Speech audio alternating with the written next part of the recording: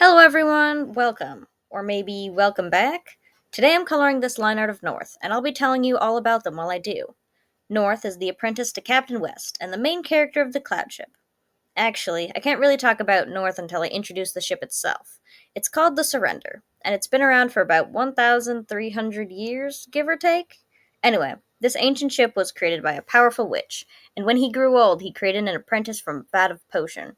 Raised said apprentice to take over, and the cycle has continued ever since. I should mention that the first witch magically extended his own life, and he created his apprentice with an extended life as well. That means each captain lives to be about 500 years, with the exception of Captain South and Captain Sewell, who both died early because of the war.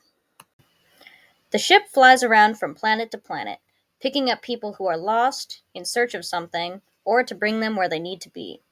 The captains have little control of where the ship goes, but they dutifully keep the ship in ship shape and make sure passengers are well taken care of. So, with all that in mind, North is the next in line of captains, and being so young, in their early 20s at the start of the story, they want to have a happy, fulfilling life. They want to see the world, meet everyone, and most importantly, make friends. This is concerning to Captain West, who views attaching yourself to people as always doomed to fail. He knows all too well the feeling of people leaving, and doesn't want North to make the mistakes he did. As much as North respects Captain, they also refuse to listen sometimes. So, throughout the series, they go off and meet people.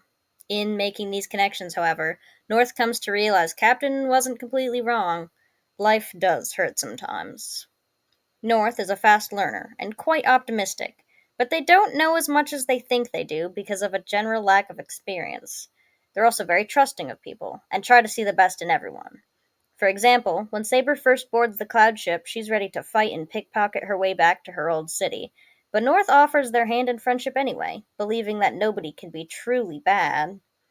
Despite being very curious, North also doesn't like to sit down and read all the studies assigned by Captain.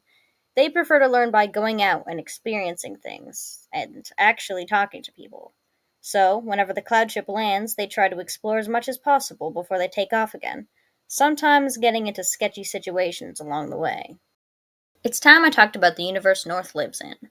There are four inhabited planets in the solar system: Ine, Eunomy, Tria, and Tessera. Well, there's actually three inhabited planets. Ine got a bit too close to the sun, forcing its surviving inhabitants to migrate elsewhere, but that's a story for a different time. So let's talk about Eunomy first. Eunomy is mostly desert, with some badland areas. They have vast, crystal clear oceans, it's very hot, and it's quite dry. Creatures on Eunomy are characterized by having either fur, feathers, and either two sets of ears or two sets of wings.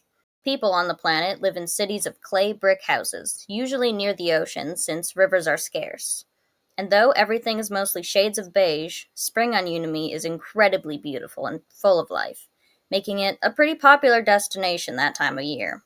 Complex magic and witches in general are typically frowned upon on Eunomy, though it's where most witch practices were begun. That being said, simple magic for flying, fires, and water are all socially accepted, unless spoken about in detail. Now, Tria was talked about quite a bit in my previous video, but I'll still touch on it here. Tria is made up of huge rainforests and deep rivers. All the water on Tria is black due to a specific mineral, and it hides the masses of creatures that live below the water. I should add that despite the minerals, it's still entirely drinkable. Now, people on Tria have made a system of rivers and canals over time, so they use boats as their main form of transportation. Tria is also known for having the biggest Planet Alignment Day parties, and for their firework technology.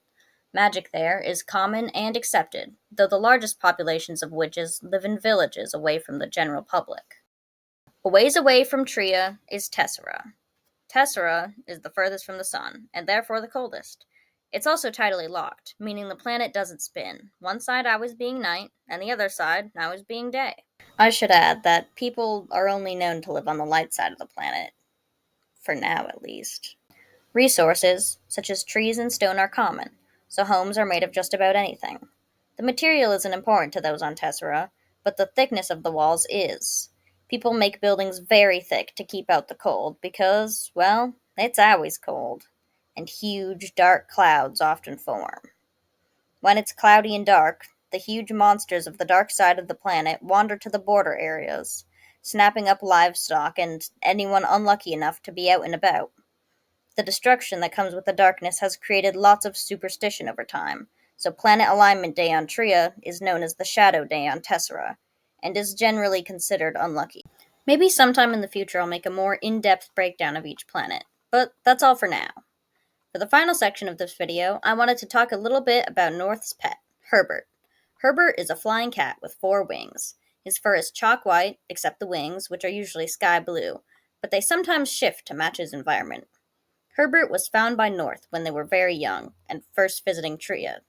North spotted Herbert, and being very curious, he followed the creature into the woods. It was in the woods where North also met Saber, who tamed Herbert with a fish she had coincidentally stored in her pocket. North and Saber agreed to be friends, but directly after, North remembered that they had left Captain and the ship back at the docks. So, scared of being left behind, North ran back to Captain, with Herbert right behind them.